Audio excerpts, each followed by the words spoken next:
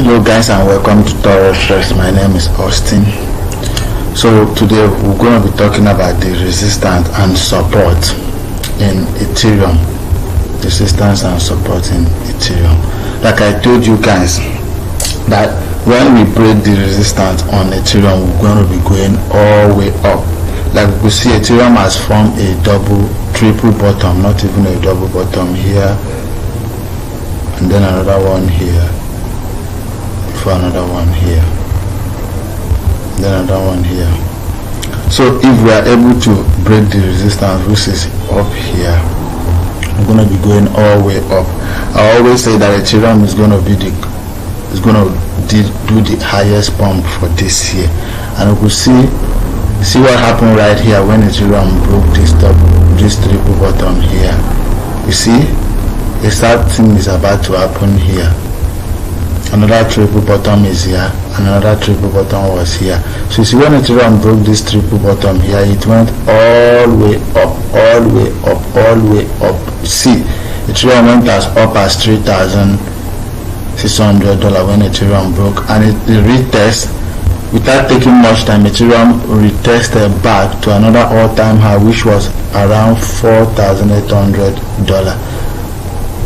That was the angle I saw Ethereum from. That was the chart I saw on Ethereum. Like I always said, it was my own prediction.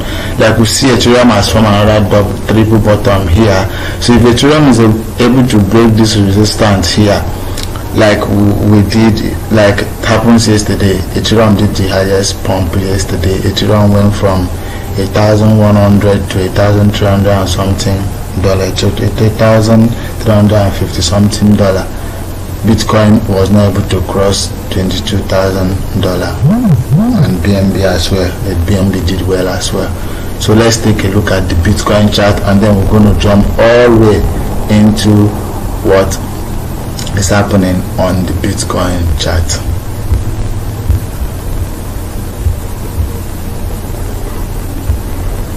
So guys, here is the Bitcoin chart. Bitcoin has not formed a double bottom yet. Here was our, this was still the demand zone. The demand zone is still there.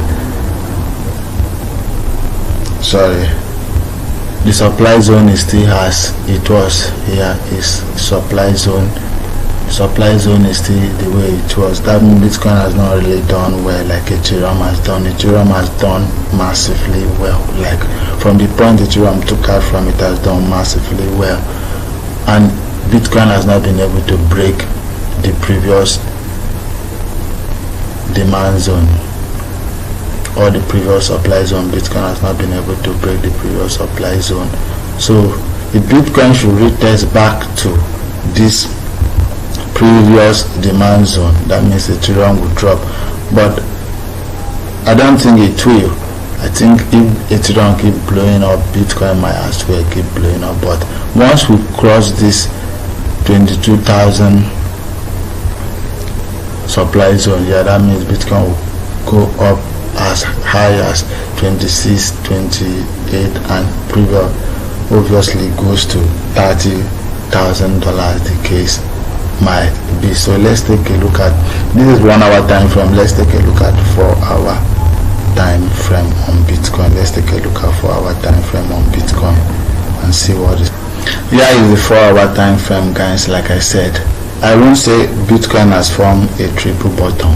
No, this is not a triple bottom to anybody. This is not a triple bottom, but on the Ethereum chart, Ethereum has formed a triple bottom. Bitcoin has only formed a double bottom, which this might not be included because this went too low. So like we said, on our supply zone here, Bitcoin has not been able to break all out, but Ethereum has been able to go above its supply zone, and the demand zone is still as close to Bitcoin as ever. The demand zone is still as close to Bitcoin as ever. So if we're able to break all this supply zone here, that means we'll be going way up, like way up. Bitcoin will be going way up, but I don't think Bitcoin will be dropping as soon as possible. My fear is always on this weekend market. It's always scary because anything could happen, but so far we've able to hold the market as this weekend and receive the coin pump this weekend. That means when we enter a new week as we've entered today, by Monday the market should be doing massively well. The market will be doing massively well by Monday. The market will be doing massively well by Monday. So here is the angles. Before we get into this trade, make sure the previous high is over before you could get into the trade. Make sure the previous high is over. Just make sure the previous high is over. So if Bitcoin should drop down here, there's a very possibility that Bitcoin may head all the way up. Bitcoin should drop down here. There's a very possibility that Bitcoin might go all the way up. Or if Bitcoin should break from this previous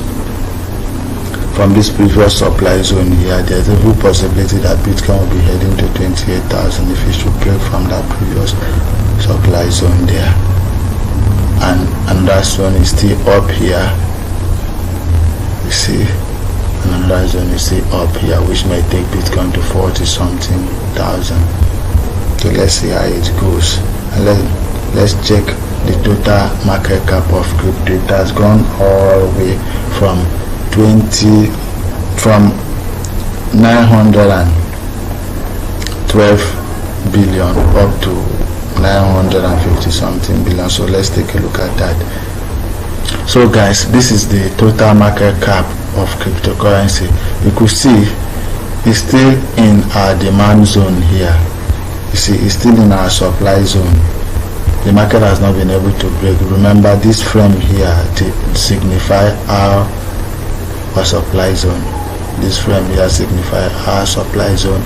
It has not been able to break out of the supply zone, and it has not been able to break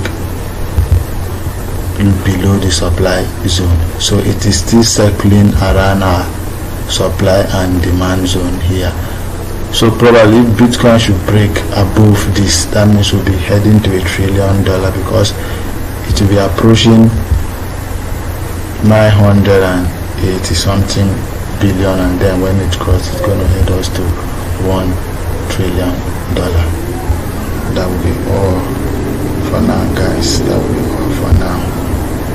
And for those that can trade on MS Pro, the promo is still on. If you check on my comment section, the promo is still on. Let me show you guys my comment section.